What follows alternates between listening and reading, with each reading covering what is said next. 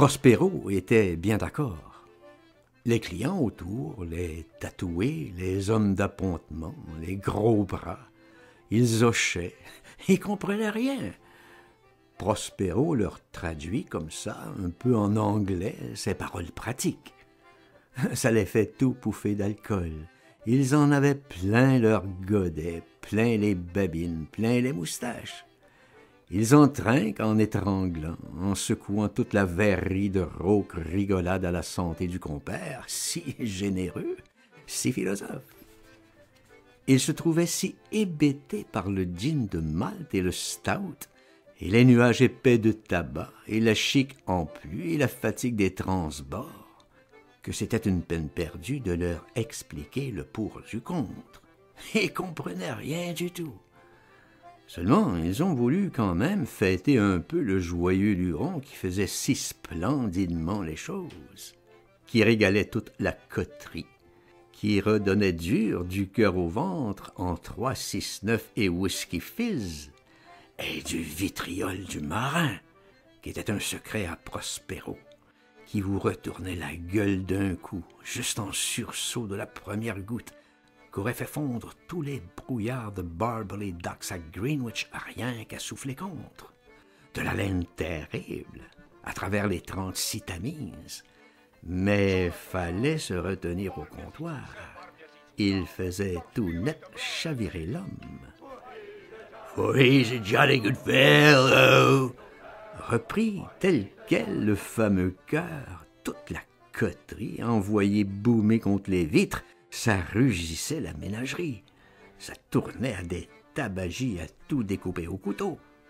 Que tout le monde en pleurnichait ferme, les yeux piqués et tout clignants, rouges brûlant au poivre, à la suie, à bien d'autres fumées encore, plus âcres, qui filtraient de partout du fleuve, au soufre, au charbon, au salpêtre, qui poissaient tout, effaçaient tout, même le gaz, les papillons, que ça vous donnait des grimaces, des figures marrantes, des têtes en mélasse, pâteuses à travers les buées, tout le caboulot en rugisseur comme ça qu'on voyait tout trouble, toute la cohue des fantômes hurlant « Oh, he's a jolly good fellow !»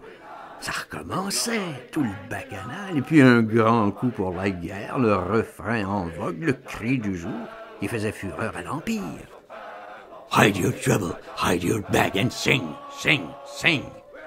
Même le cascade, il l'aboyait. Sing, sing, sing, à tout casser.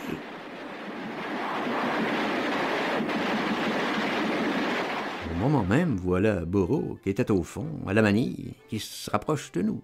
« D'où que tu sors, toi, dit la bédaine, qui l'attaque, cascade. Je sors du lit, patron, à votre bonne santé. Pour votre service, je ne sors pas de prison comme tant d'autres. » Il ajoute l'allusion discrète. « Ça vous est pourtant arrivé, soyons sincères, monsieur Bourreau. Et pas moins de 14 fois pour mon honneur, monsieur Cascade, pour mes idées. Je peux le redire, et j'en suis fier, je compte encore quand il faudra. » L'accent terrible et tonnerre. Trrr. Allez, allez, vous vantez pas. Jamais moi, monsieur Cascade, jamais moi, vous m'entendez bien, pour le délit Maquereau. Mouchez le Cascade. On vous demande pas vos opinions, monsieur Borocrum.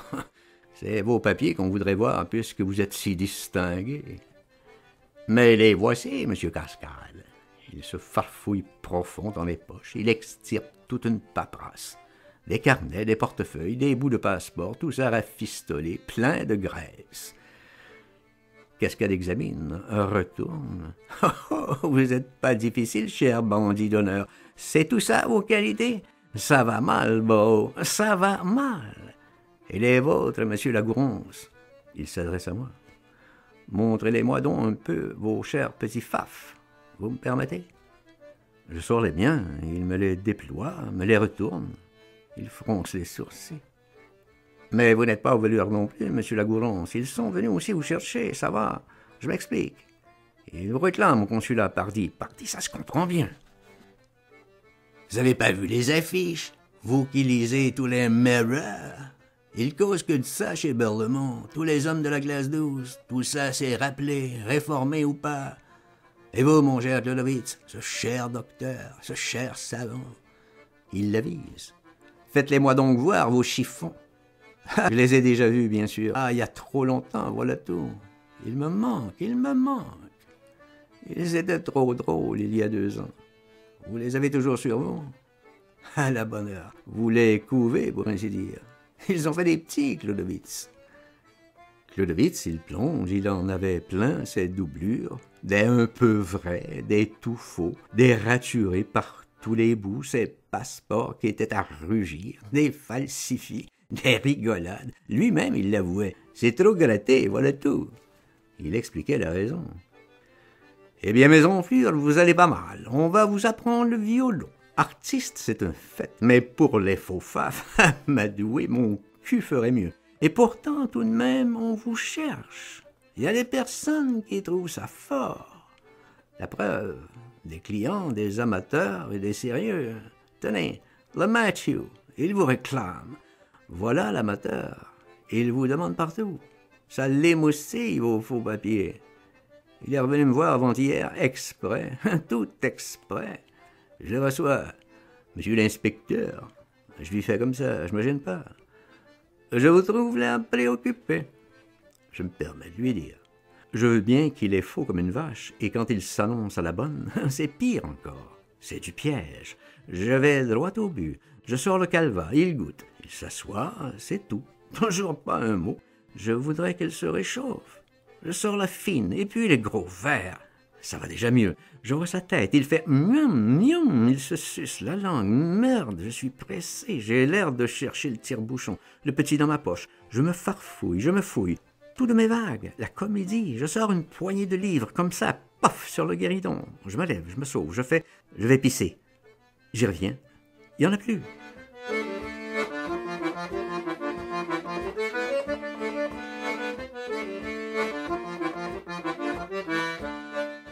Tout de suite, on cause beaucoup mieux.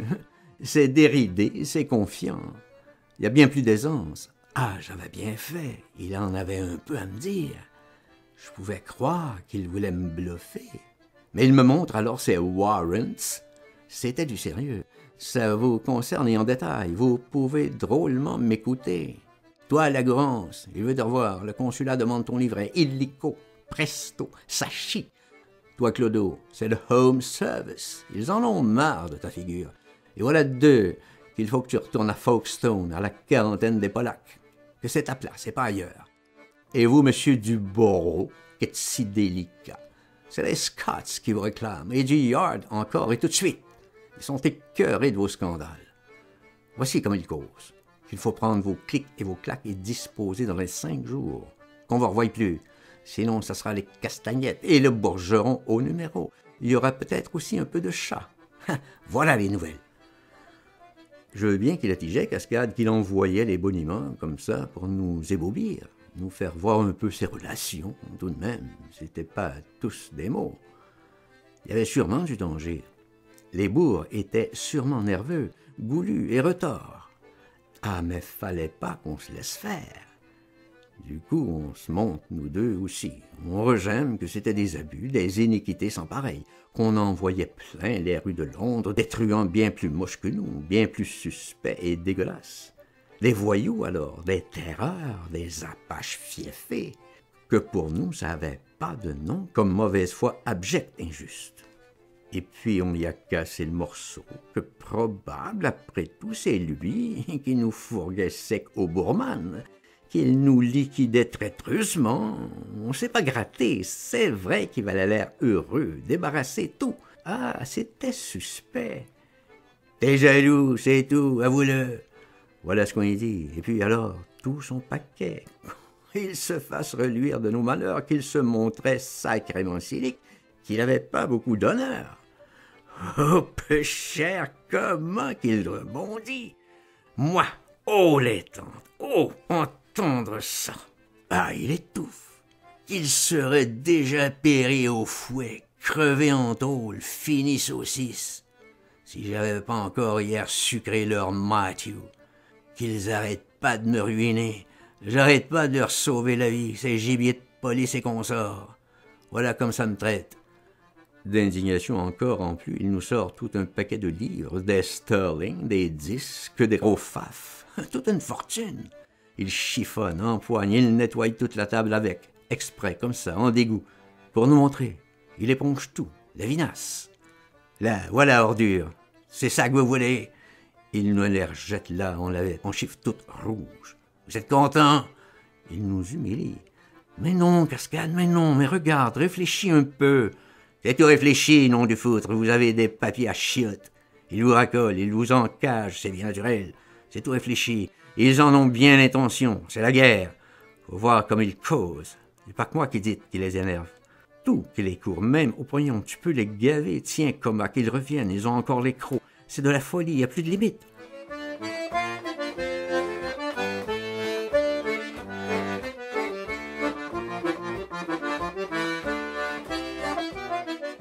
C'est la guerre que ça a dans la gueule. La guerre! Ça vous en fait des beaux chasses. Tout à la déconne, poulet ou pas, mac ou tordu. La folie j'en foutre. Ceux qui peuvent rester, ils restent pas. On les bute, ils sont pas contents. Ils savent pas ce qu'ils veulent, merde. C'est la fin des bonnes manières, la vacherie en botte. Ah, il se marrait tout de même au fond. On voyait bien qu'il taquinait, qu'il nous faisait marcher. Croque-mitaine, coquin de nature. Malgré tout, j'étais pas certain. Je bandais que d'une. Boreau rigolait vert. Clodo, il retrouvait plus ses yeux tellement qu'il roulait des calots derrière ses lunettes. Son godet lui sautait des poignes tellement qu'il avait la tremblote. Tout ça de terreur d'être viré de Londres. Merde aussi. C'était pas du rêve. On avait tous de bonnes raisons pour rester à Londres. Et des sérieuses et personnelles. Boreau, il en bégayait. Vous croyez, Cascade? Je crois pas. C'est comme si j'y étais. C'était affreux comme plaisanterie. Autour de nous, les clients, ils s'en faisaient pas une petite miette. Ils profitaient de la bonne aubaine, ils trinquaient à l'œil, un Cascade régalait. Ils comprenaient pas les raisons que nous, on s'en fasse tant comme ça, qu'on s'échauffe pour des affiches, pour des ragots de flics, qu'on se trouve dans des petits souliers. On avait beau leur expliquer, on leur répétait « c'est la war ». Ça les touchait pas, eux, la war. Ils se seraient jamais engagés. Ils étaient bons, eux, que pour les docks. Le reste, ça les regardait pas. Charger, décharger, voilà tout. Un point, et c'est marre. Docker, voilà tout. Camelote de commerce ou de guerre. Jamais un autre blou. C'était comme ça leur destin. Ils en changeraient pour rien au monde. Ils faisaient truands, merdeux, ivrognes, piteux, ahurions. Là, pourtant, c'était nous, les vraies cloches, n'empêche. Les vrais parias de la circonstance. Bonnard et de tout pour la pipe. Eux autres, les English copains, personne leur demandait rien. Pas question de riflette. Ils avaient, eux, qu'à continuer sordides et peinards, coltiner leur lourd. Et voilà. Gentlemen au soute. Pas d'histoire, personne ne leur demandait rien. Nous, c'était pas la même chanson. On nous avait sur les listes French les grenouilles, repérés canailles de partout, hommes du péché originel, mais entendus pour les batailles, numérotés clown toute la viande, bourricots mitraille. Mauvais alors, mauvais, je dis. C'est que 5 litres de sang, un bonhomme. On s'aperçoit de ça bien trop tard. On saisit pas la différence au premier coup d'œil, que la terre, c'est qu'une roulette. Les bons, les mauvais numéros. Rien ne va plus. Les nez planqués, les nez bidasses. Au premier abord, c'est tout comme. Tous les pougadins dans le même tas, mais va te faire foutre, et pas du tout. Le jour et la nuit. Dans les pires classes de la misère, ça tourne un monde. Le meilleur et le pire. C'est comme les montagnes vues des nuages de tout en haut d'un avion. C'est tout sinistre, noir et méchant. Mais de tout près, en bas, troulons l'air, c'est tout plein de planques, de gras ombrages, de jolis chalets. Faut parcourir pour connaître. Ça s'apprend pas à l'école.